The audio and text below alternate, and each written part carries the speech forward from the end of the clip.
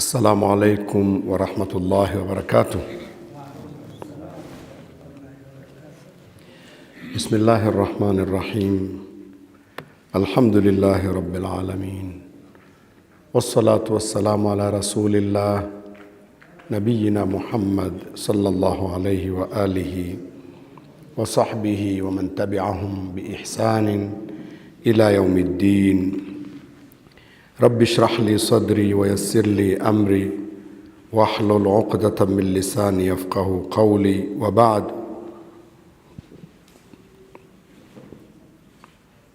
يقول الحق تبارك وتعالى: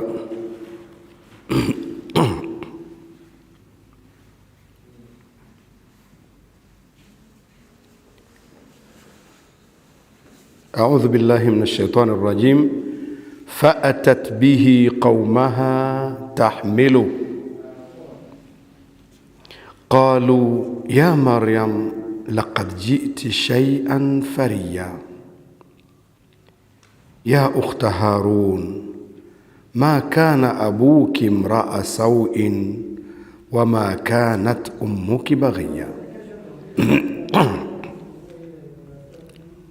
Allah subhanahu wa ta'ala anatueleza kadhia ya Maryam baada ya kuwa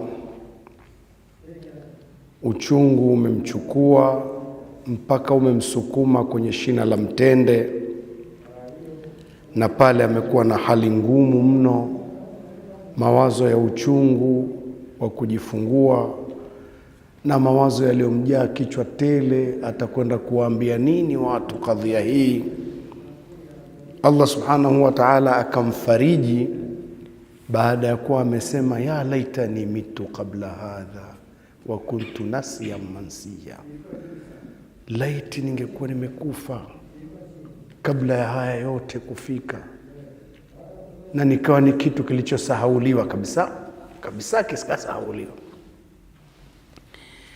Yalipomjia yale akakuta kuna faraja, Allah subhanahu wa ta'ala anasema fanadaha min tahtiha alla tahzani, akamuita kutoka chini yake yeye. Tukasema kauli yenye nguvu ni Nabii Isa alayhi salam kumpa faraja, alla tahzani, usihuzunike. Kwa hiyo akapata faraja ya kuona ile hali niliyokuwa naiogopea inamkumbusha sasa ule ulezi wa Allah tangu huko nyuma, kuwa hayuko peke yake, hata huyu amesema sasa hivi. Basi kweli akapewa ujumbe pale, usihuzunike. Allah amekujalia wewe hapo ulipo, amekutengenezea mto unapita, maji utapata, utingishe na shina la mtende litakuangushia tende safi, bado zile fresh kabisa, ule na unywe na utulize moyo wako. Waqarri aina, utulize moyo. Yani vile ukiambiwa litulie jicho lako, manake moyo upoe. Sawa, akawa anapata faraja ya kuwa atulize moyo. Neno lililokuja fasaha waqarri aina ni kanuni ya kawaida. Kitu kikuvutia macho yakishatizama huwa hayataki kuondoka hapo, si ndio? Huwa manake moyo umevutika na kitu, macho hayaondoki. Basi tuliza jicho lako hapo, poa moyo manake. Sasa pakaja kadhia, fa imma tarayinna min albashari ahadan faquli inni nadhartu lirrahmani sawma. Ndio tulikuwa tumesimama, falan ukallima alyawma insiya. Baada ya kuona Allah amempa faraja ya chakula, maji, hewa, vyote vipo, si ndio? Amani ipo, alafu hata wa kumjibia maswali pia atakuwa yupo. Sawa, manake ameshamsikia huyu akiongea, lakini nafsi tu ina mambo mengi. Mungu mfalme bwana amemfanyia guarantee ya ulezi. Mtu aliyejifungua sasa hivi anahitaji maji, anahitaji chakula, anahitaji vitu vingi. Amemfanyia vile vya lazima vyote, hakuna mtu akumpa. Mungu amemsimamia. Basi hata hili akamwonyesha wazi sura ya mapema kuwa utasimamiwa. Huu wasiwasi ulionao, akaambiwa fa imma tarayinna, pindi itakapotokea umemwona, minal bashari, katika binadamu, ahadan, yoyote manake akakuuliza katika kadhia hii, faquli, wewe sema, inni nadhartu, mimi nimeweka nadhiri, lirrahmani, kwa ajili ya Allah mwingi wa huruma, sauman, kufunga. Funga gani? Ikabainiwa, falan ukallima alyawma insiya, sitozungumza leo na mtu yoyote. Funga yenyewe siongei, si ndio? Ukisemeshwa sema hivyo, maanake ukishasema mara moja, yakija maneno tena, si ushawaambia nimefunga? Ndio maneno ya kwanza yale. Ukiwa wewe umefunga, umeweka nadhiri ya kufunga, lakini mbona utasema fakuli, sema. Hii ni ya kwanza kuwapa taarifa. Na kuna kauli inayosema kwamba hata huku kusema kwenyewe pengine ni ishara tu ya kuonyesha kuwa mimi nimefunga. Kwani hapa Zakaria alizungumza na watu, lakini kwa ishara, wakawa wamemuelewa.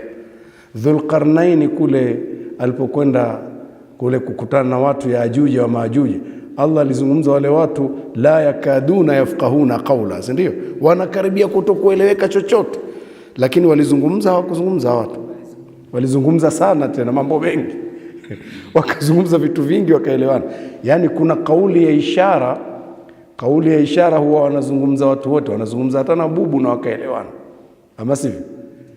Kwa mfano, mtu akikusemesha ukamfanyia hivi, si unaonekana umekubali, lakini ukafanya au si unaona dunia nzima watakuwa wameelewana kwenye hilo. Utaki, si ndio? Ni maongezi, sio maongezi? Maongezi. Sasa hizi ni ishara za kuzungumza. Sasa iwe ni mazungumzo ya kuambia kwamba nimefunga, lakini atakuwa amemwambia mara hii moja. Kama kuzungumza kukuelewana tu kwa ishara kwamba simsemeshi mtu mimi, ndio wamezungumza, sawa? Lakini ni mara hiyo moja ya kuwajulisha kwamba mimi inni nadhartu lirrahmani sauman falan ukallima alyawma insiya, kwa hakika mimi nimeweka nadhiri kwa Allah mwingi wa huruma ya kufunga, falan ukallima alyawma, sitozungumza leo, insiya, kumsemesha mtu yoyote. Haya Allah anatuambia faatat bihi qaumaha, akawaendea watu wake, bihi, akiwa naye, tahmilu, amembeba. Sio masuala ya kumficha au kumweka kwanza kwenye kichaka huko akamficha alafu akaongee mpaka akaeleweka alafu ndo hajamchukue. Na confidence kabisa na kujiamini. Faatat bihi qaumaha, akawajia watu wake, bihi, akiwa yuko naye, tahmilu, amembeba kwa upei hivi, amembeba. Yani hapo hana wasiwasi tena, hana wasiwasi. Walipomuona qalu, wakasema, ya Maryam, Maryam, laqad ji'ti shay'an, umeleta jambo faria, la aina yake, kioja. Shay'an faria, jambo lilolileta leo ni kioja. Haya ndio walikuwa akiogopa Maryam mapema. Watu wenyewe ni watu, yani hawako sawasawa, na kwa kuwa hawako sawasawa ndio maana Zakaria mpaka akawa anatamani apate mtu wa kusimamia dini. Watu hawakunyooka, kwa sababu kama ni watu walionyooka, kumuona tunakuanza na tuhuma hizo wakati wanamjua huyu mtu ni mtu mwema, wangemwambia Maryam, huyu mtoto umempata wapi? Wanani? Imekuwaje? Wanani huyu? Pengine amemwokota pahali, au mtu fulani amemwambia jishikie. Haiwezekani. Lakini umeleta kioja kwa mara ya kwanza tu, kioja. Ile sura inajitokeza ya jamii aliyokuwa anaishi nayo ni jamii ya namna gani? Ya Maryam, Maryam, qalu, wakasema, ya Maryam, Maryam, laqad ji'ti, umeleta shay'an faria, umeleta jambo la kioja kabisa. Haikuishi hapo, lugha ya tuhuma inaendelea kuonyesha hawako vizuri. Ya ukhta Harun, we dada yake Haruna wewe. Hii lugha ya kejeli iliyokuja hapa, kwa sababu huyu Maryam hakuwa na kaka Haruna hasa, alinasibishwa na Haruna kaka yake Nabii Musa alayhi salamu, kwamba alikuwa ni mtu mwema mtawa, na tabia ya majina kurudia, watu wanafanya tafaul, yani kitu kizuri. Sawa, si tunaitana majina ya watu wema, si ndio hivyo? Kwa hiyo Haruna walikuwa wakiitwa, kila mtu akionekana mtu mwema au anafikiriwa hivyo, ananasibishwa na jina Haruna. Kama vile unavyosema mtoto wangu anaitwa Musa, hisia zako si unanasibisha na Musa? Huyu Ibrahim, si unatufanya tafauli ya Nabii Ibrahim alayhi salam. Kwa hiyo wakamuita yeye kwa kejeli, ya ukhta Harun, we dadake Haruna. Manake mtawa wewe, dadake Haruna, imekuwaje? Ma kana abuki, hakuwa babako, mraa sauin, mtu mwovu, mtu mbaya. Yani mraa sauin, mtu ambaye ukikutana naye, ukitembea naye lazima utapata shari, ndo mraa sauin. Nilikuwa na bwana fulani, bwana nimekaa naye, bwana ameniudhi, mraa sauin, mtu wa ovyo ovyo. Ma kana abuki, hakuwa babako, mraa sauin, mtu mbaya, mtu wa ovyo, hakuwa hivyo. We ukhti Haruna, umekuwaje? Wa ma kanat ummuki, wala hakuwa mama yako baghia. Baghia ni mtu hasharati. Neno la Kiarabu baghia iko kwenye mnasaba ambaye tabghi shay'an, sio anataka kitu. Baghia manake ni mwanamke anayewataka wanaume mwenyewe, anayejitokeza. Mwanamke wa namna hiyo anaikuwa nani? Si anajulikana Kuna mwanamke anayetafutwa, kuna na wanawake waliokusha jitoa wenyewe, wanataka wanaume huko waliko. Kwa hiyo baghia hakuwa huyo. Asherati, jina gumu sana kutamka, cha msingi linaeleweka, ndio huyo. Sawa, mamako hakuwa hivyo. Hapa bado ni lugha iliyo na ishara ya kumsema vibaya. Wewe imekuwaje?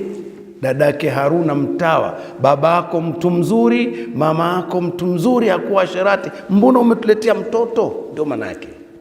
Sawa. Kitu kingine tunachojifunza hapa, pamoja na kwamba wao waliipeleka hii kwa maana ya negative, mbaya kwa Maryam, lakini tunajifunza kitu ambacho ni positive. Kitu gani? Hawakukifanya wao, sisi tunajifunza kwenye hilo somo. Ikiwa huyu mtu anaambiwa baba yako hakuwa mtu mbaya wala mama yako hakuwa hasharati, manake wewe vipi umekuja hivi? Inatupa taswira, manake nyumba nzuri kwa kawaida huwa inazaa watoto wazuri. Manake kama baba yako alikuwa mtu mzuri, mama yako mtu mzuri, tulitegemea na wewe uwe mzuri. Somo tunalipata, manake kwa kiasi tunavyokuwa wazuri tunaacha athari, ndivyo sivyo? Sasa kama ni hivyo, basi tuache athari kweli. Mwenyezi Mungu atujalie tuache athari nzuri. Hii inatupa taswira kwamba wewe wewe tunakujua umetoka kwenye nyumba ya dini. Vipi utuletee mtoto kioja? Si ndio hivyo? Manake kama umetoka nyumba ya dini usifanye vitu vya namna hii. Basi tuwe watu wa dini inshallah, ili nyumba zetu ziache athari za dini. Allah atujalie tu hiyo. Maryam pale ni wazi alipoelezwa maneno ya kwanza, kwa kuwa tulishasomeshwa huko nyuma tukaambiwa akisemeshwa na mtu aseme mimi nimenuia saumu ya kufunga kwa ajili ya mtu, ikusiongei na mtu, nitakuwa mimi nimefunga kwa ajili ya Allah, si ndio? Ni wazi ameshawaambia maneno haya, mimi nimefunga, sitaki kuongea na mtu, simsemeshi mtu leo. Wale ni wazi hawakuridhika, watamkera tena. Wewe umefunga sasa, jambo uliloleta hili, wewe unajifanya mtawa na nini, utuletee mambo mazito namna hiyo alafu tuambie umefunga, itasaidia nini maneno haya? Fa asharat ilai. Hapo sasa hakuna kuambia tena nimefunga. Fa asharat ilai, akaashiria Maryam ilaihi, kwa mtoto. Kama bado amembeba pale, amemshika, ataashiria kwa pale. Kama alikuwa tayari ameshamtengenezea pahali pa kumweka kidogo asikilize tuhuma, amemweka sehemu ya kuwekwa mtoto. Sawa sawa? Fa asharat ilaiha, akaashiria kwa mtoto. Walipoashiriwa mtoto, ndio unataka kutuambia nini? Wewe ndio unasemaje? Yaani tuzungumze na mtoto? Qalu, wakasema, kaifa nukallim, vipi tumsemeshe Man, yule ambaye kana fil mahdi, ndio kwanza amekuwa katika kisehemu cha mahdi, ni sehemu ya mtoto kulazwa, sawa, kitanda cha mtoto au sehemu ya mtoto ambayo analazwa mtoto mdogo. Man kana fil mahdi, yule ambaye ndio kwanza yuko kwenye kisehemu cha uchanga kile, swabia, ni mtoto mdogo. Vipi tumsemeshe huyo? Shida ni kwamba sisi tutasemesha huyu, unatufanya hatuna akili sasa. Tumsemeshe kitu gani huyu? Sisi tutakusemesha wewe, tujibu. Yeye ameshaashiria kule. Nabii Isa alayhi salam hakungoja kuwa asemeshwe, kwa sababu kazi ilikuwa ni kumsafisha pale mama yake, na mama alikwishaambiwa sema nimefunga kwa ajili ya Allah. Kwa hiyo alipomwashiria mtoto alikuwa amemwashiria akiwa ana imani kabisa kuwa alikwisha sikia hivi na alikwisha ongozwa hivi. Sawa? Fa asharat ilayhi, akaashiria Maryam kwa Nabii Isa ambaye bado ni mchanga. Qalu, wakasema kaifa nukallim, vipi sisi tumsemeshe tumzungumzishe man kana, yule ambaye amekuwa fil mahdi, yuko kwenye sehemu ya kitanda chake cha uchanga, swabia, akiwa bado ni mchanga hivi. Tutamsemeshaje mtoto mchanga ambaye hajaweza kuongea? Si tumsemeshe siwe ndawazimu? Yaani wanachokitetea wao, unatufanya siwe ndawazimu tumsemeshe huyu? Sio kama atatujibu vipi, tutamuelewaje? Sisi tuongee naye vipi? Unaona wasiwasi wanaopata? Yaani wewe unachezea akili wao wako kwenye defense yao tu. Mariamu hafai, umetuletea hii habari ya kioja, alafu bado unatuambia tuzungumze na mtoto. Umepata taswira? Taswira walionao wao ni kukereka. Wewe umekuja na mtoto, tunakuuliza maswali, unatuambia sisi tuongee na mtoto. Basi aliposema maneno hayo, qala, Nabii Isa moja kwa moja akasema, inni Abdullah, mimi ni mja wa Allah. Likatumika neno abdu, sio khalqu, kiumbe wa Allah. Khalqu kiumbe tu, Abdullah kama abdu, manake mimi mtumwa wa Allah. Picha tunaoipata kwenye hii akawa ni maneno ya kwanza, kama kwenye maandiko ya vitabu vilivyotangulia watasema Nabii Isa aliongea akiwa bado mchanga. Muulize aliongea maneno gani akiwa bado mchanga. Ikiwa ya kwanza ndio haya Abdullah, manake anatoa tangazo lile ambalo fakhtalafa al-ahzabu min bainihim, wakaja wakatofautiana makundi kati yao, wapenzi wenyewe wa Nabii Isa wakatofautiana, wakamuita walivyomuita. Mtoto alizaliwa bila baba, mtoto hivi, Mungu, mwana wa Mungu, nafsi tatu. Lakini maneno ya kwanza alisema mimi ni mja wa Mungu, mtumwa wa Mungu. Napenda tufahamu kitu pia kwenye neno hili Abdullah. Sote tunapojiita Abdullah au ibadullah, waja wa Mungu, watumwa wa Mungu, utumwa siku zote iko katika sura mbaya ikiwa inanasibishwa kwa mtu. Mimi ni mtumwa wa fulani, manake mimi niko kwenye sehemu dhaifu sana, manake similiki kitu, ila vyangu vyote ni vyake huyo mtu, si ndio? Anayefaidika ni huyo bosi. Lakini ukiwa mja mtumwa wa Allah ni sharaf, ni utukufu. Ukiwa mtumwa wa mtu wewe ni dhalili, ukiwa mtumwa wa Allah wewe ni mtukufu. Mtukufu vipi? Kwa sababu unayefaidika ni wewe kwa Allah. Mimi ni mtumwa wa Allah, kwa hiyo mimi ni mtu mtukufu, sinyenyekei kwa mtu ila kwa Allah. Wewe ni mkubwa, mtu mzuri sana. Mtu akiwa mtumwa wa mtu, anayefaidika ni bosi, kila unachofanya unampa yeye, si ndio hivyo? Lakini ukiwa mtumwa wa Allah, kila unachofanya Allah anakupa wewe. Haijafahamika? Ukimsujudia Allah unampa Allah kitu au Allah anakupa wewe? Ukitoa sadaka umempa Allah au Allah anakupa wewe? Kila kitu anakupa wewe, alafu akuingize peponi. Nani anayefaidika? Kwa hiyo kuwa mtumwa wa Allah ni sharaf, ni utukufu, izza, ushindi kabisa. Lakini kuwa mtumwa wa mtu, hiyo ndio udhalili. Sawa sawa? Kwa hiyo Nabii Isa alitangaza unyenyekevu kwa Allah ambao unatupa picha ya utukufu wa binadamu ni kuwa Abdullah. Akasema inni Abdullah, mimi ni mtumwa wa Allah. Ametangaza hilo mapema ili msije mkasema kitu chochote baadaye, wala mimi sioni taabu kusema mimi ni mtumwa wa Allah. Hii ndio utukufu pia kwa mama yangu, ambaye mkitaka kusema chochote labda msije mkafikiri mimi nikiwa mkubwa nitakuwa na mimi nina wasiwasi na mama yangu labda kwa maneno yaliyosema. Hapana, mimi ni mtumwa wa Allah, sina wasiwasi kwenye hilo. Halafu atani alkitaba, amenipa kitabu.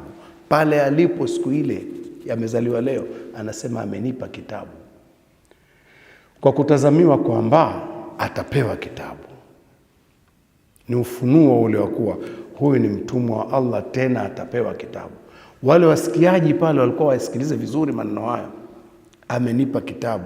Wajaalani nabiyya, na amekwisha nifanya kuwa nabii. Subhanallah. Vitu mbele ya Allah, hata kama kitakuja baadaye, mbele ya Allah kimekwisha kuwa. Hata Allah anaposema kwa mfano, idha arada shay'an an yaqula lahu kun fayakun, hiyo ni kutuonea huruma akili tu. Anaposema anapotaka jambo Allah ni kuliambia jambo kuwa.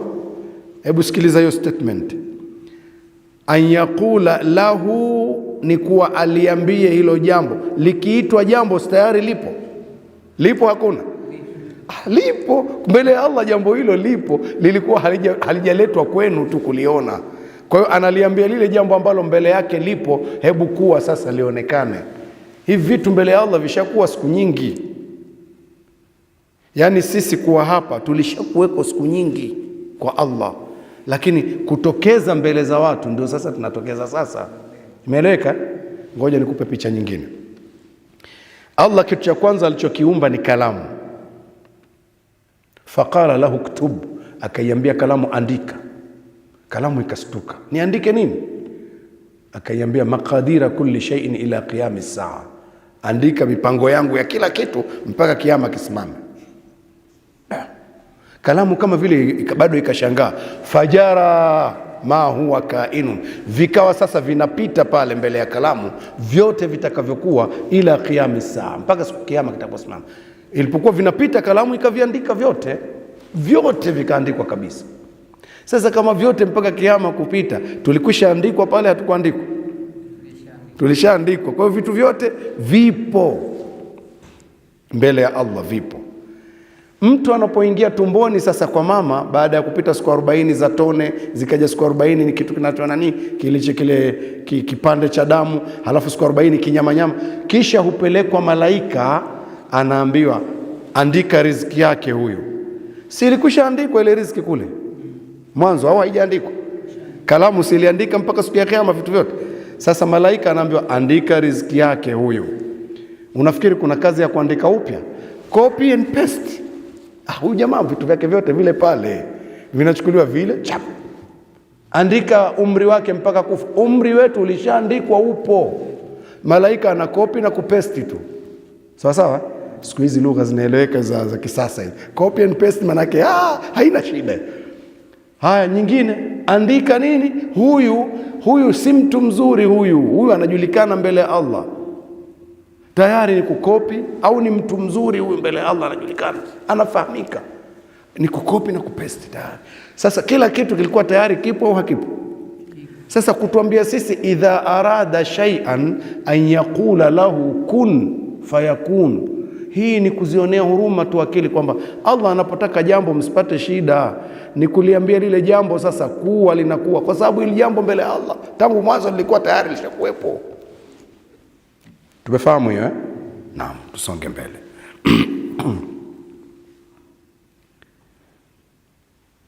Wajaalani nabiyya, na amenifanya mimi kuwa nabii. Wajaalani mubarakan, na Nabii Isa huyo anasema wajaalani mubarakan, na amenifanya mbarikiwa, mwenye baraka, aina ma kuntu, popote nitakapokuwa.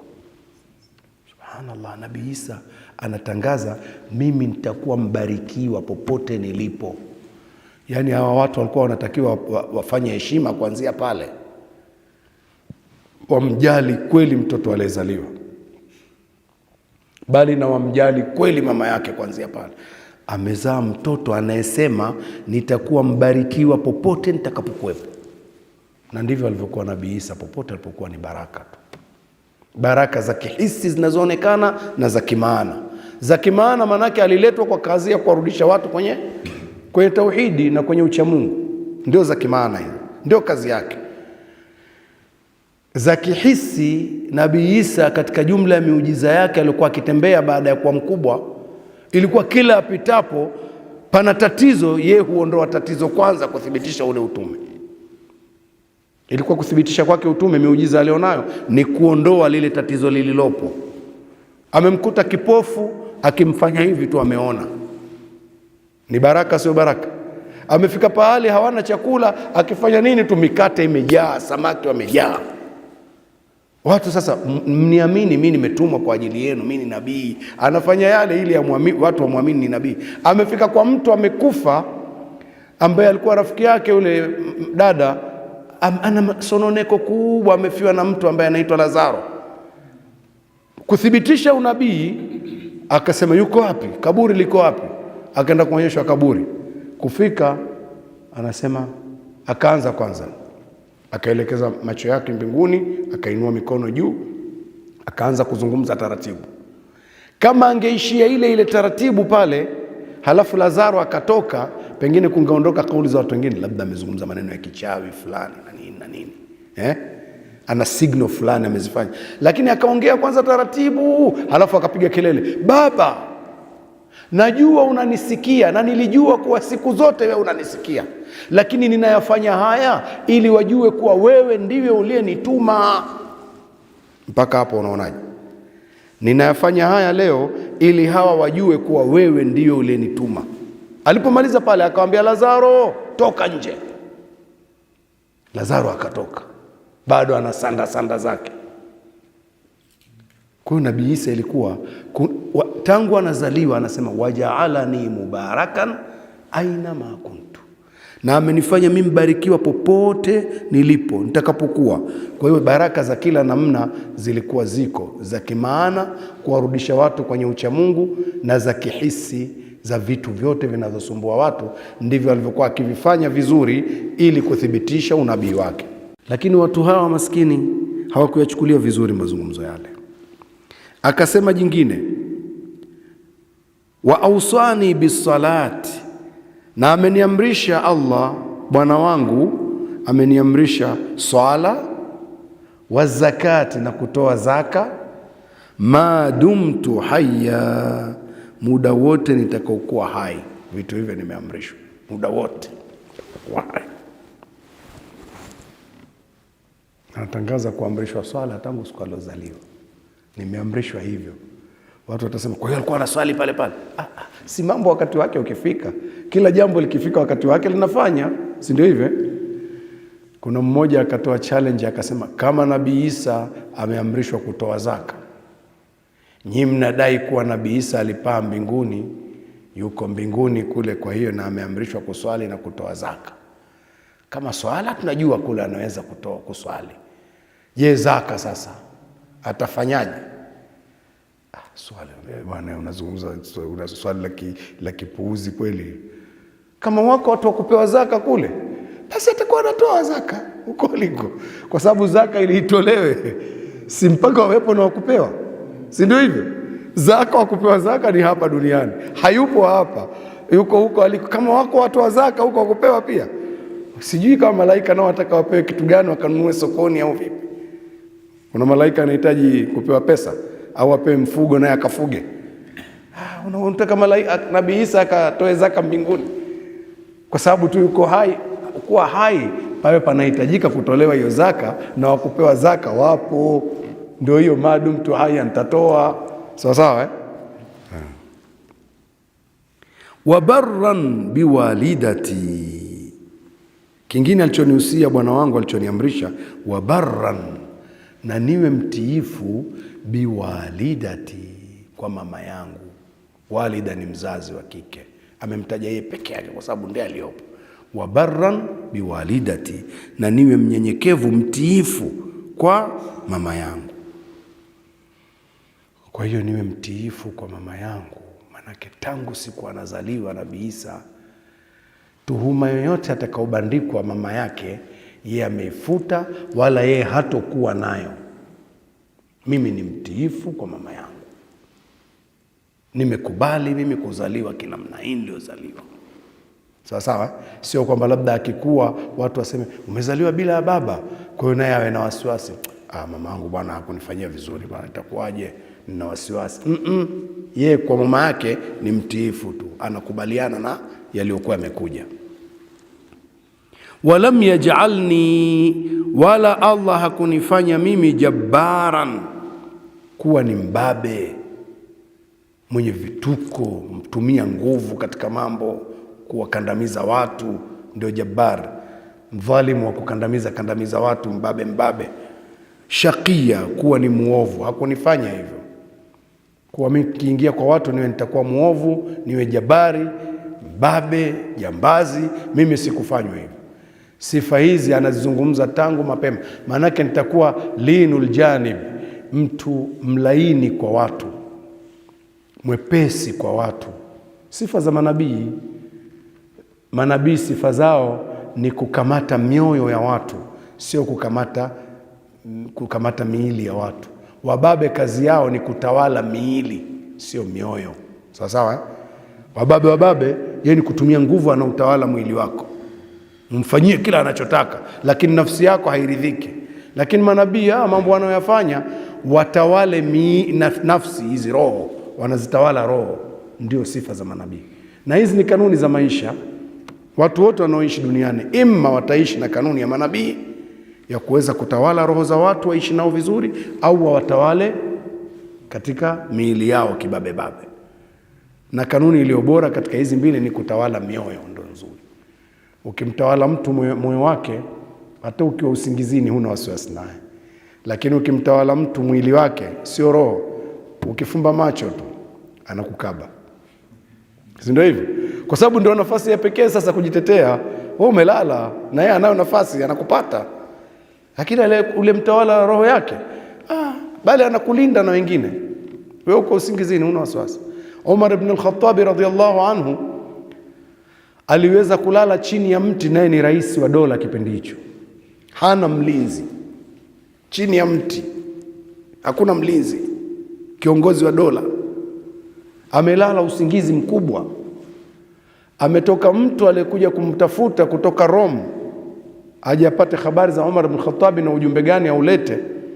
Amefika, akaelekezwa, anaingia mjini Madina. Haoni ule ukaguzi wa kuingia mgeni wa hali ya juu sana. Anaona watu wametingwa na kazi zao tu. Mwenye panga lake analo hapa kama kawaida. Unajua kama Masai kuwa na sime hapa ni vita hivyo, ni kawaida tu. Kwa hiyo mtu na panga lake anafanya kazi huko sokoni kawaida. Vipi jamani? Salama. Mgeni. Habari yako nzuri. Umetoka wapi wewe?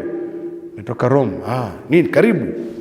Karibu. Mji mzuri tu, hakuna shida huko. Hii ndio Madina, karibu sana. Ana shida na kumuona Amiri al-Mu'minin. Nyumba yake huko. Anaelekezwa nyumba ilipo. Hakuna shida. Watu wana wasiwasi, wanamuelekeza. Anajua atakwenda ikulu kama ikulu ya kwao huko. Anafika, anaelekezwa nyumba bado ile pale. Akaenda mpaka nyumbani. Hajasumbuliwa bado na askari mwingine, askari yoyote. Kiongozi huyo hakuna hata askari. Wenye nyumba wanamwambia alikuwa hapo nje kwenye kivuli, amempita pale mtu alelala. Alikuwa pale kwenye kivuli amepumzika. Yule alelala ndio huyo. Ndio Amiri al-Mu'minin, ndio huyo. Akarudi mpaka akamfikia karibu, anaogopa kumwamsha. Lakini mtu akifikiwa karibu akiwa usingizini, kama alikuwa mwanzo amelala hapa na mtu, utastuka. Akastuka akamkuta mtu. Akamwambia, Amiri al-Mu'minin Umar? Naam. Umelala, huna ulinzi, huna chochote? Akamwambia, tumefanya uadilifu kwa watu tukapata usingizi. Sikia maneno. Tumefanya uadilifu tukapata usingizi. Uadilifu ndio uliowafanya wakapata usingizi. Kama hakuna uadilifu, ingekuwa bodyguard kila pahali amelinda pale, na hao bodyguard wamemzunguka na walinzi wengine wa sehemu nyingine wangekuwepo. Kila kona ingekuwa kuna ulinzi. Lakini tumefanya uadilifu tukaweza kupata usingizi mwingi chini ya mti. Ndivyo alivyoishi. Mtu aliyeweza kumuua Umar ibn Khattab alimvizia kwenye swala tu, sio masuala ya kwamba labda kuna kuminyana na watu walinzi. Kamvizia kwenye swala tu. Anajua si ataingia mihrabu huyu, watu wote si wametingwa na swala, basi akafanya maarifa yake, watu wametingwa na swala, choma kisu kimoja baba. Alipomchoma yule, alafu akachoma na mwingine, akachoma na mwingine, piga jambia yule mpaka huko anapatikana, watu wakamuua. Ameshampiga jambia, amempasua vizuri. Umar bin Khattab anaugua pale, anasema mmempata ile nichoma hivi? Ndio. Nani? Akaambiwa fulani majusi, mtu wa kuabudu moto. Akasema alhamdulillah kwamba alinishambulia mimi hakuwa Muislamu. Kirahisi amempata hivyo kwa sababu jambazi, mtu asiyekuwa na dini ndiye amekuja amemshambulia, lakini ndani ya dola yake hata ulinzi hauhitaji tena, amefanya uadilifu mpaka amelala. Hii ndio tunavyotakiwa tuwe. Anasema walam yaj'alni jabbaran shaqiya, wala kunifanya mimi kuwa ni jambazi, ni mbabe, mtu dhalim, shaqiya, muovu, hakunifanya hivyo. Akatangaza tangazo jingine alilolisema Nabii Isa akiwa bado mchanga, wassalamu alayya, na amani imekuwa juu yangu, yauma wulidtu, siku niliyozaliwa. Siku aliyozaliwa ndio hiyo anaozungumza. Tangu mwanzo ni amani.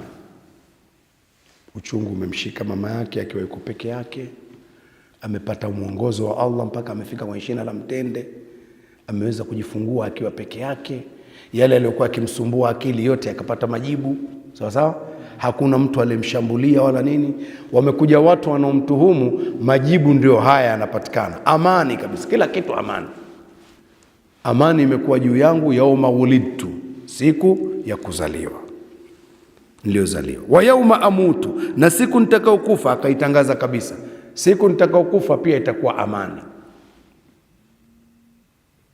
Kwa hiyo siku nitakayokufa itakuwa amani. Hapo ikifika ndio imani yetu, sawa sawa.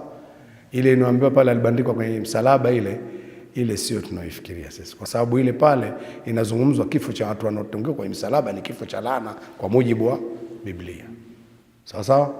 Siku hiyo atakapokufa, atakapokuwa amerudi, basi siku hiyo ikifikia kufa, anasema ni amani. Wa yauma ub'athu hayya, na siku nitakaofufuliwa tena kuwa hai. Kufufuliwa manake atakufa alafu afufuliwe. Jamani, Mungu huwa anakufa alafu Mungu aje afufuliwe? Asipofufuliwa je, abaki amekufa? Umeona sifa za uungu zinaondoka. Qur'ani ndio inaweka sawa vitu hivi, kwa sababu wanaomzungumza kwamba yeye ni Mungu au ana sifa ya uungu walikwisha kubali pia kuwa alikufa. Wanao kauli ya kwamba alikufa alafu akafufuka, sawa sawa, siku ya tatu. Kile kitendo cha kuwa alikufa halafu zikapita siku tatu akafufuka, kama ni Mungu ameshakufa siku tatu, hakuna Mungu kwa kipindi hicho wa kumfufua, ni yeye mwenyewe tena amekufa. Afe kwanza siku tatu zipite, alafu baadaye afufuke. Kila fumbo unavyolichezesha ili ndio linavyozidi kuvuruga akili. Hawezi kuchukua nafasi ya uungu, kwa sababu kuna sifa zinazopatikana za kibinadamu. Kwa hiyo lazima uungu kwanza mtu auondoe. Akija kwenye sifa sasa, basi sio Mungu, ni mwana tu, mwana wa Mungu. Maana ya mwana wa Mungu kwenye Biblia imefafanuliwa. Wameitwa wengi wana wa Mungu kule ndani ya Biblia. Maana yake ni kwamba imechukua sifa. Wema huitwa hivyo wana wa Mungu. Kila watu wema wamepata sifa ya mwana wa Mungu. Akiitwa yeye mwana wa Mungu wa pekee, basi maana yake atakuwa na sifa kama sifa alizonazo baba yake naye awe nazo. Isingekuwa kuna kufa. Meleka ndio hivyo. Wa yauma ub'athu hayya, na siku nitakaofufuliwa kuwa hai. Allah akamalizia maneno akasema, dhalika Isa ibn Maryam. Hayo ni maneno yake Allah. Sasa anasema dhalik, huyo aliyezungumza kwa sifa hizo. Mwanzo alikuwa anazungumza Nabii Isa, dhalik, huyo Isa ibn Maryam, huyo ndio Isa mwana wa Maryam. Ukitafuta wasifu wake ni huo. taratibu za kuzaliwa kwake na kisa chake, dhalika Isa ibn Maryam, huyo ndio Isa mwana wa Maryam. Qaula alhaqi, Allah anasema hii ndio kauli ya haki iliyotoka kwa yeye Allah mwenyewe ambaye ni haki. Alladhi, ambayo kauli hii, fihi, ndani ya kauli hii, yamtarun, wanaifanyia shaka na wataendelea kuifanyia shaka mpaka watazozania. Wanashaka nayo, yashukuna fihi. Sawa sawa, hii kauli ni kauli ambayo wao wana mashaka nayo sana, kwa sababu walizungumza kwa namna nyingi namna. Wako waliomuita Mungu, wako waliomuita mchawi baadaye huko mbele, wako waliombandika wakamuita ni mtoto wa Yusufu kapenta, wako waliosema nafsi moja katika tatu. Zote hizi ni kauli ambazo walipata mashaka nazo sana. Allah anawaambia ma kana lillahi an yattakhidha min waladin. Tunakwenda sawa sawa? Ma kana lillahi, haikuwa kwa Allah wala haiwi kwa Allah, an yattakhidha, kuwa ajifanyie, min waladin, kujifanyia mtoto. Haiwi na hakuna sababu ya kuwa hivyo. Ma kana lillahi, halipo hilo kwa Allah, an yattakhidha min waladin, kuwa ajifanyie mtoto. Subhana, sifa za ukamili ni zake Allah. Subhanahu, sifa za ukamili ni zake za ukamilifu, yani Allah hana sifa ya mapungufu. Kujifanyia mtoto ni sifa ya mapungufu. Tuko vizuri? Ijapokuwa kibinadamu unaona mtu aliyeweza kupata mtoto ndo anaitwa yuko kamili, ambaye hawezi kupata mtoto ndo ana mapungufu, ndio? Lakini kile kitendo cha kuwa watu wanahitaji watoto ndio mapungufu yenyewe, kwamba nikishazeeka angalau jina langu libakie kwa mtoto. Ukishazeeka utakufa, si ndio? Nikizeeka siwezi kujihudumia, angalau kuna watoto wanisaidie. Mapungufu hayo. Sasa Allah, ma kana lillahi an yattakhidha min walad, haiwi kwa Allah kuwa yeye ajifanyie mtoto. Wa nini? Yeye wa nini? Subhanahu, sifa za ukamilifu zote ni zake Allah. Ametaja hii ya ukamilifu, manake usije ukaleta sifa ya kibinadamu kwa Allah ukamfananisha na mtu kwa vyovyote vile. Hata akikwambia Allah anaona na mimi ninaona, kwa hiyo tumefanana, hamfanani kuona. Kufanana kuona, hata wewe na mwenzio tu hamfanani, ndivyo sivyo? Itakuwa fanana na Allah, mimi na wewe hatufanani kuona, ndivyo sivyo? Pengine wewe unaona vizuri kuliko mimi, wakati mwingine nitahitajia miwani. Mtu na mnyama hawafanani kuona. Panya na mtu wanafanana kuona? Umuone panya anavyotoka spidi gizani, alafu kuna tundu pale ndo anakwenda kuingia. Na wewe tembea gizani, alafu upite mlango uko wazi, ule unaweza ukajigonga mkubwa. Nenda spidi gizani pale ulenge sawa sawa, jisikie mlango wote una bado umejigonga. Panya anatoka spidi, rangia tunduni, na nyote mnaona, si mmetofautiana kuona. Kwa hiyo usije ukazileta sifa za Allah ukazifananisha na kiumbe. Hakuna. Allah akitaja sifa ukiona imefanana na wewe, sio kufanana. Laisa kamithlihi shay'un, hakuna kama mfano wake yeye kitu chochote Allah. Walam yakul lahu kufuwan ahad, wala hakuna mfano wa yeyote na yeye. Hakuna mfano, hakuna jicho lililoweza kumuona Mungu. Tuko vizuri? Hizo ndio sifa zake Allah.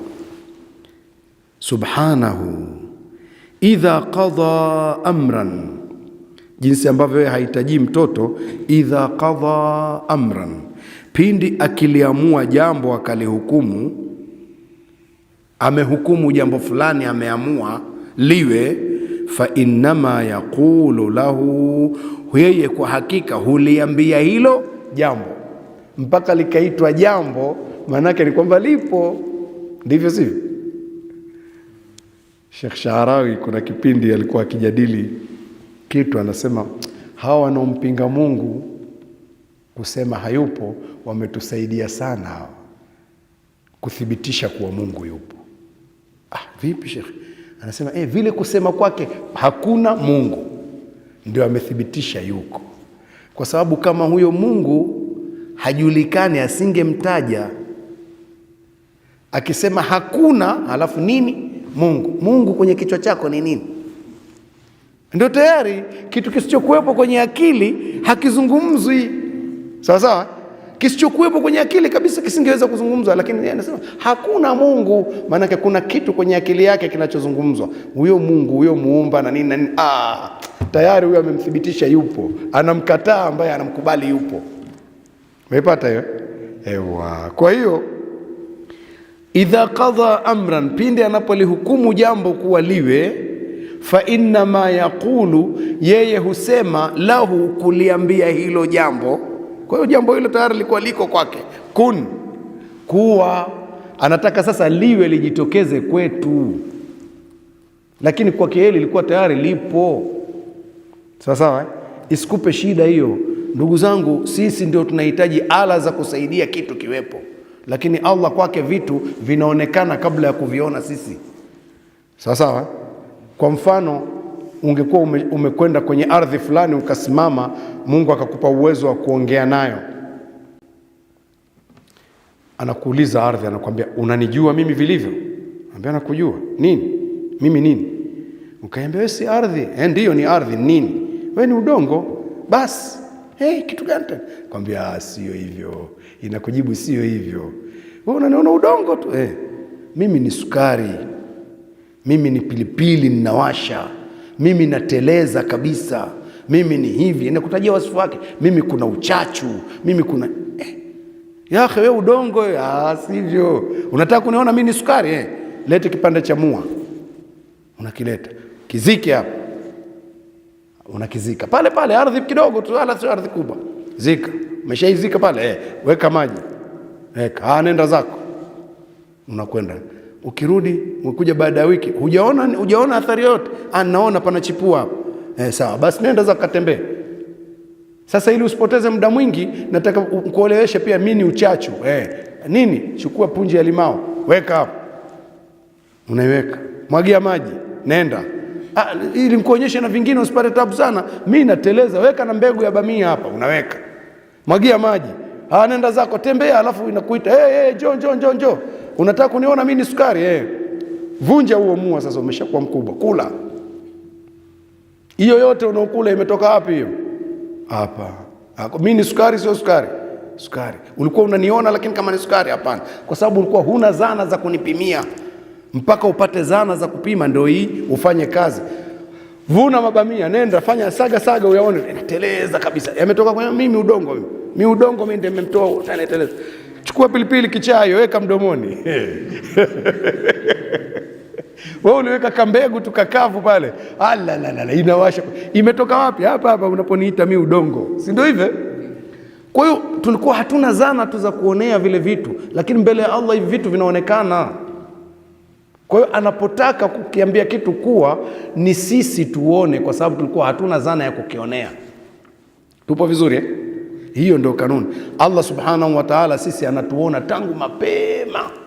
Anasema hivi, wa idh akhadha rabbuka min bani adama min dhuhurihim dhurriyyatahum wa ashhadahum ala anfusihim alastu birabbikum qalu bala shahidna.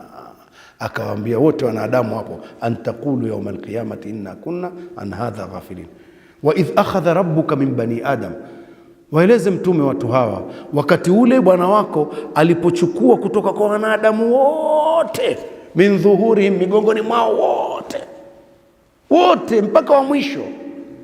Allah ameshatuchukua pamoja, akachuja kwenye migongo yetu sote vitakavyozaliwa. Kila mmoja atazaa nini kimeshachukuliwa, akaviweka vyote katika uwanja mmoja.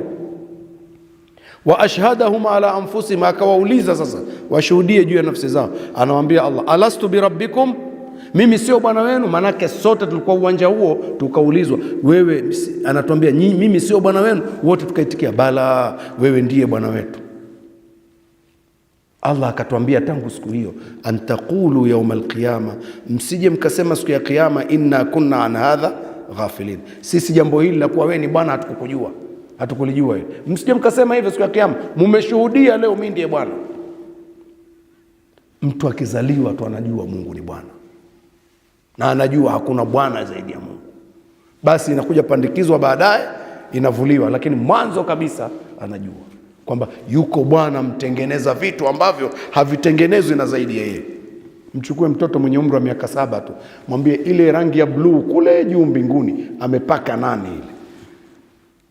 Atakuwa ima analojibu akwambie Mungu, au pengine hajapata jibu, lakini ukimwambia wewe atakubali kwa sababu anamjua huyo Mungu. Akipata jibu la haraka atakwambia alipaka ile rangi ya bluu kule juu Mungu. Unamjua, namjua. Yumo hapa. Kama mwingine hana jibu, ukimwambia amepaka Mungu ile, wala hapati maswali ya kuuliza, kukwambia yuko wapi au vipi, kwa sababu anamjua na kwamba ndiye anaweza kupaka hivyo. Sasa kama umemwambia hivyo, baada ya sekunde 2 mwambie ngoja, sikukwambia vizuri, sio Mungu alipaka ile, nimepaka mimi. Hebu angalia, muangalie usoni. Wakati ukimwambia maneno hayo, uwe unamtizama usoni. Kama akikataa, akishindwa kukwambia wewe siye, au utamwona atakucheka. Yaani anakujua, wewe mpaka ile. Anakuona wewe uwezi, lakini mbona ulipomwambia Mungu akupata tabu? Tuko vizuri? Ukimwambia Mungu ndio amepaka ile, hapati shida, anamjua. Lakini mgeuzie mwambie ni mimi. Utamwona atakuona pengine ataondoka zake, hataki kukusikiliza. Practical nilifanya hiyo siku moja, nimekwenda madrasa pale Najah. Watoto wamekaa wa darasa la chini kidogo, wadogo tu, wengi wakafurahi, ustadhi, babu. Kaambia ngoja kwanza niwaulize maswali. Kaambia njoni hapa. Wote tukawa tunaona mbinguni. Nani amepaka rangi ya blue kule juu kule? Mungu, kirahisi tu. Wakao. Sasa kwa kuwa wameshajibu wote pamoja, hakuna hata mmoja labda anayewapinga wenzake kuambia sio Mungu, si ndio? Wote wamekubali. Nikamwambia Mungu ni wazuri sana. Mnamjua Mungu? Ndio. Wote wanamjua Mungu. Kaambia ngoja niwaambie kitu. Ile nimeipaka mimi ile, walinicheka kwa kweli. Cheka, wengine wanataka kunisomea kabisa. Kwa hiyo Mungu tulimjua mapema. Tukija tukimkataa siku ya Kiyama atasema msije mkasema mlikuwa hamjui, mlikuwa mnajua. Tuko vizuri Naam. Subhanahu, ametakasika, sifa zake za ukamilifu. Ana sifa za ukamilifu. Idha qadha amran, pindi anapohukumu jambo kulitaka liwe, fa innama yaqulu lahu, kwa hakika si vingine yeye huliambia hilo jambo kun, huliambia kuwa, fayakunu, basi linakuwa pale mara moja. Akaendelea Nabii Isa baada ya kuingia maneno hayo aliyosema Allah, yakarudishwa tena maneno ya Nabii Isa aliyokuwa akiyasema, wa inna Allaha rabbi wa rabbukum. Nabii Isa sasa yamerudishwa tena maneno yake, yalikuwa hayajakwisha. Sawa? Wa inna Allaha rabbi, na kwa hakika huyo Allah, rabbi ndiye bwana wangu, wa rabbukum, na bwana wenu. Fa'buduhu, muabuduni yeye. Nabii Isa alisema hivyo tangu bado mdogo. Hadha siratun mustaqim, hii ndiyo njia iliyonyooka. Njia iliyonyooka, ukitaka ufike kwake Mungu, muabuduni yeye Mungu, sio muabuduni Isa. Hakusema ni abuduni mimi. Nabii Isa anasema fa'buduhu, muabuduni yeye. Maandiko hayo Nabii Isa alikuja kuyasema wakati ameshakuwa mkubwa. Kwenye bishara aliyopewa mama yake aliambiwa, na atawasemesha watu akiwa mdogo, wa kahlan, na atakapokuwa amekuwa mkubwa. Si ndio hivyo? Maneno haya aliyarudia. Maneno ya Nabii Isa yakawa yamekuja hivyo. Allah anasema fakhtalafa al-ahzabu min bainihim, yakatofautiana sasa makundi kati yao. Makundi yakawa yametofautiana. Hawakuondoka na kauli moja watu kuanzia pale, wakaondoka na kauli nyingi tu. Ikhtalafa al-ahzab, fakhtalafa al-ahzab, yakatofautiana makundi. Min bainihim, kati yao wenyewe wapenzi waliodai mapenzi kwa Nabii Isa. Wale waliodai kule kwamba sisi tunamfuata yeye vizuri, tofauti kauli zao. Mashallah, Waislamu kauli yao moja tu. Sawa? na wale waliokuwa wamemtii Nabii Isa, wale waliokuwa ni wanafunzi wake waliomtii, kauli yao moja, kwa sababu nao walikuwa ni Waislamu wale. Kauli moja tu, wanamjua yeye ni mtumishi wa Allah aliyetumwa kuwaongoza wao na amezaliwa kimeujiza. Wakatofautiana, wakamuita majina mbalimbali. Fawailul lilladhina kafaru, basi Allah anasema basi ole wao wale waliokufuru wakaenda kinyume na maagizo yale ya Allah. Ole wao, ole wao, min mashhadi yaumin adhim, kwenye mkusanyiko wa siku ile kubwa. Ole wao watakapokuwa kwenye mkusanyiko wa siku ile kubwa. Mashhadi yaumin adhim, mkusanyiko wa siku kubwa. Yauma yaqumu nnasu lirabbil alamin, siku ile watu wote watakapokuwa wamesimama kwa ajili ya Bwana wa viumbe. Siku moja hiyo ndefu mno, kwa sababu mashhadi zilizoko imeitwa mashhadi kwa sababu yashhaduhu nnasu jamia, wataishuhudia watu wote siku hiyo, wapo pamoja. Hizi mashhadi za duniani, mikusanyiko yetu hii sio mikusanyiko mikubwa hii, hata ukiita mkubwa kuna watu wengine wanashuhudia, wengine hawashuhudii, si ndio? Lakini mashhadi ile kuanzia mtu wa mwanzo mpaka wa mwisho wote watakuwa wapo pamoja, watu wote wamesimama kwa ajili ya Allah, na inaitwa yaumu kwa jina hili moja tu, yaumu, hakuna ya pili. Yaumin adhim, siku kubwa. Inabadilika matukio, lakini siku ni hii moja, tangu siku inaanza, hakuna ya pili. Katika mapokezi tuliyopokea kwenye hadithi, siku ya kiyama inaanza siku gani? Ijumaa. Basi ikishaanza Ijumaa hiyo hakuna Jumamosi tena, hakuna Jumamosi tena, ni mbele kwa mbele tu, siku ndefu tu. Ukitajua tena yaumaidhin, ni siku hiyo hiyo ndefu tu. Yaumaidhin tuhadithu akhbara, ndio hiyo. Yaumaidhin yauma yaqumu nnasu lirabbil alamin, ndio hiyo. Matukio tu yanatofautiana matukio, lakini siku hakuna ya pili. Tuko vizuri? Siku kuja ya pili ni mzunguko huu wa kidunia huu wa dunia, unapozunguka jua kuonekana limetoka huku likaishia huku, ndio inapatikana siku. Hivyo vitu hivyo siku ile vikianza vimeshaharibika taratibu. Jua lenyewe litaonekana limetokea upande wa mashariki, magharibi, si ndio? Limetokea magharibi, manake taratibu ile ya kidunia ya kuzunguka imeshavurugika. Utaziona nyota juu kule kama pigana gongana, tayari mambo yameharibika, sio utaratibu, umevurugika kila kitu kingine. Kwa hiyo siku itakapoanza imeanza mbele kwa mbele, hakuna ya pili. Watu wakiingia peponi daima sarmada, hakuna siku ya pili, ni mbele kwa mbele tu. Siku nzuri kweli hiyo ukiingia peponi, lakini motoni ndefu sana. Allah tulinde.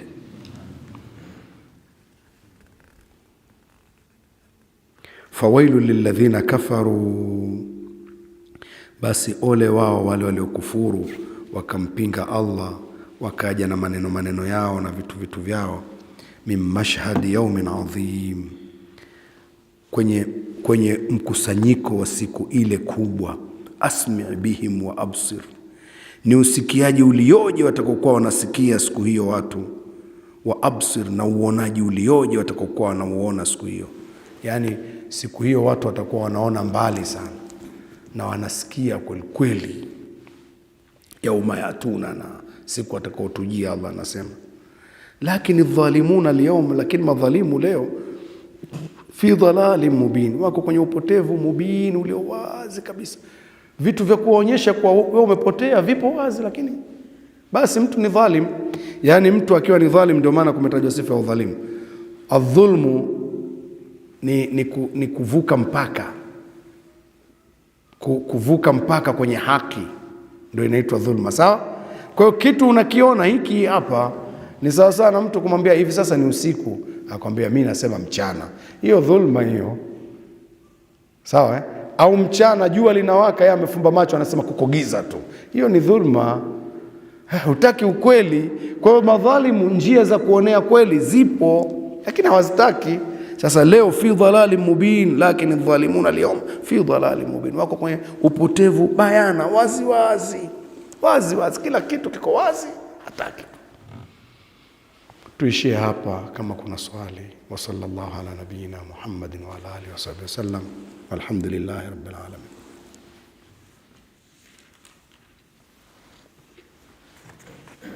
Kama kuna swali kwenye haya.